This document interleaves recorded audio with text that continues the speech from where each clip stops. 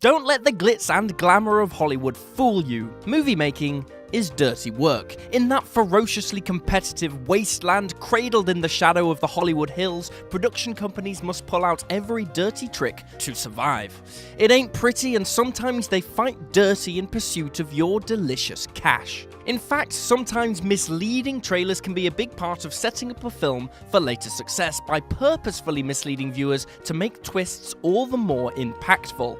Sometimes, though, trailers just lie in an attempt to purposefully trick potential viewers into seeing a less than good film they wouldn't otherwise have bothered with. The long and short of all of this is that filmmakers won't stop at telling a few fibs if it means getting your peachy round buttocks into cinema seats. With that in mind, I'm Will for What Culture, and this is 8 more movie trailers that blatantly lied to you. Number 8, Hereditary.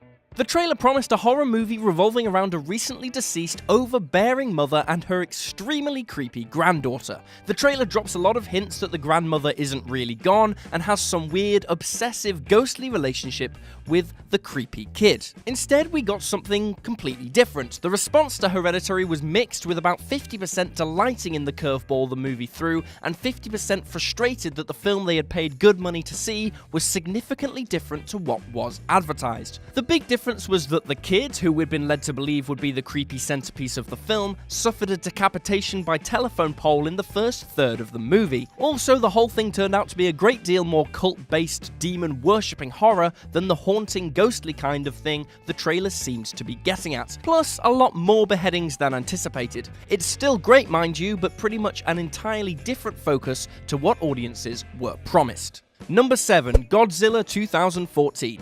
The trailer promised 2 very simple things: Bryan Cranston and Godzilla. Walter White versus King of the Monsters. The trailer promised us a lot of Godzilla through tantalizing glimpses of decimated cities and a brief look at the creature's origin, and a hearty dose of leading man Bryan Cranston to provide an intriguing human element. The film seemingly set up a humanity versus Godzilla angle for the bulk of the action. Instead, we got barely any Bryan Cranston and not nearly enough Godzilla. When the movie rolled out into theaters, a lot of viewers were down on the death of Cranston's character fairly early into the film. From there, we were stuck with generic protagonist man and wife, while we only get tiny glimpses of Godzilla on background TV screens and fleeting shots. When Godzilla does show up, it's a battle 2 massive unidentified terrestrial organisms, which was cool, but far too little screen time for the eponymous monster, seeing as he was the only other reason people showed up for the film once Cranston had died. Number 6, Jennifer's Body. The trailer dresses the concept of this film to be a weird mix of sexy Megan Fox and genuine horror, a semi-demonic slasher-type flick with a traumatized teenage victim and a cheesy young adult horror backdrop. Instead, we got a film that's dumb in the best kind of way. It's a surprisingly bearable comedy drama that celebrates the craziness of teen drama in a bombastic and proud way.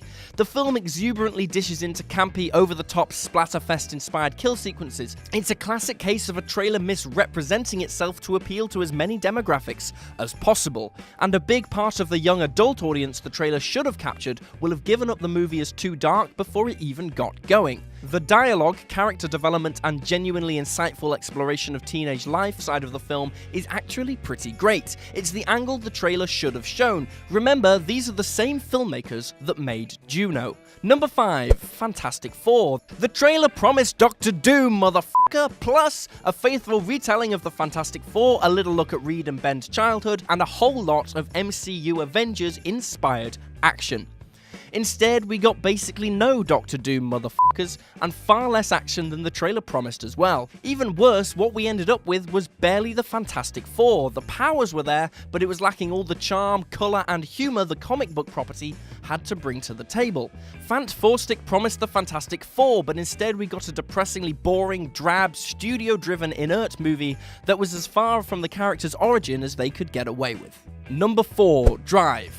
This one's pretty straightforward. The trailer just promised a Fast and the Furious style high-paced action thrill ride. Instead, we got an indie critical and commercial triumph, but one that didn't really feature that much driving at all. It's a great deal more atmospheric than the trailer would have you believe, and although it is graphic and violent, it is done in less of a light-hearted, bombastic fashion than the Fast and the Furious movie vibe the trailer gave off. In fact, the film differed so much from the trailer that one viewer attempted to get a lawsuit out of the movie's misleading advertising. At least by now, the film is famous enough that most people know what to expect going in.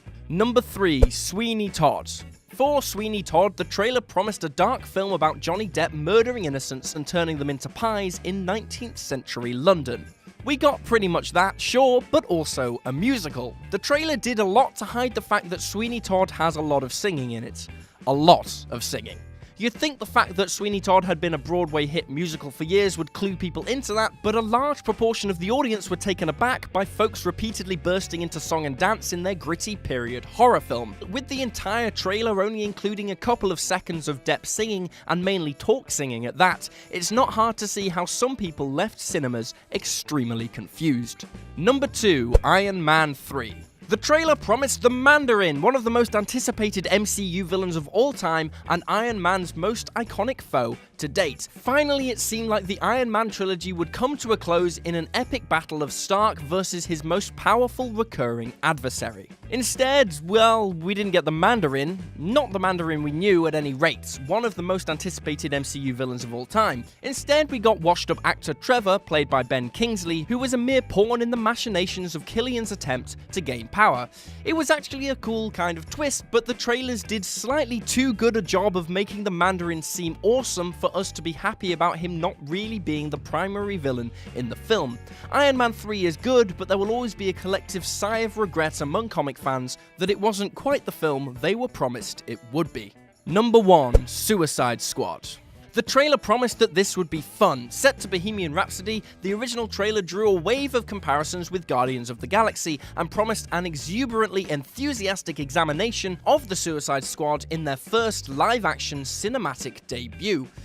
It didn't look too goofy, but a dark movie willing to fall in with some of the humor intrinsic to the characters. Jared Leto's Joker was set to be a big part of the film as its primary villain. Instead, we got an absolute tonal mess of ideas thrown on top of each other. First off, there's very little Joker at all, particularly compared with how much his presence was pushed across all the trailers. Then, all the levity the trailer promised was either absent or felt totally out of place, and we were left with another dismal DCEU movie that was too ashamed of itself to lean into the craziness of its characters. The plethora of licensed music was also a bit of a con, as, unlike in Guardians where it's sprinkled across the entire film, they crammed as many hits into the opening 10 minutes as possible before apparently forgetting the tone they set with the opening tunes. And there you have it, folks, 8 more movie trailers that blatantly lie to you. Leave a comment down below with your own personally irritating, misleading trailer, as well as like, share and subscribe, and visit whatculture.com for daily news and articles. I'm Will for What Culture, and I'll see you next time.